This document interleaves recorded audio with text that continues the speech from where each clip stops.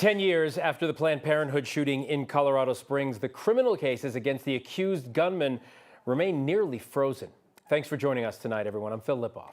I'm Kim Christensen. Today, Robert Deere, the man accused of killing 3 people and injuring 9 others in 2015 when he opened fire on the Planned Parenthood clinic, was scheduled for a hearing in state court.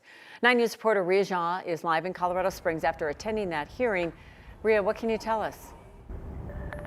Yeah, we're outside the El Paso County Courthouse where his hearing barely lasted 4 minutes and his case basically moved nowhere. Prosecutors told me his mental health is what's driving this delay, and that's essentially what's been defining this case for the past decade. So Robert Deere is the person who confessed to the 2015 attack that killed 3 people and injured 9.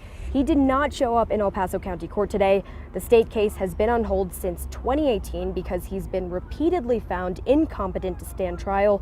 This hearing is the first state court hearing since a federal hearing in September, where a judge once again found Deere incompetent to stand trial and unlikely to be restored.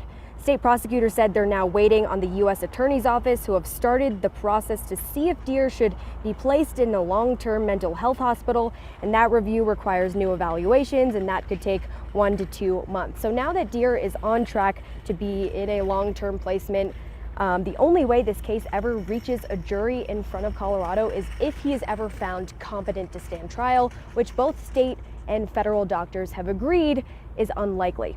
So at this point, the case is stalled and is on a trajectory towards dismissal, which is looking even more and more likely at this point. Reporting live in Colorado Springs, Ria Jha, 9 News.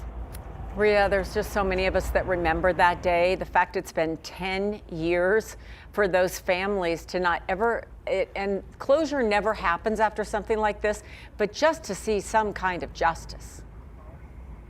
Right, and I spoke with an attorney who actually said that he doesn't think these families will ever see justice, and it might even be better if this case just finishes and moves on and is dismissed for those victims. But obviously, everyone processes grief in different ways. Yeah, just an acknowledgement of what they've been through. All right, thank you, Ria.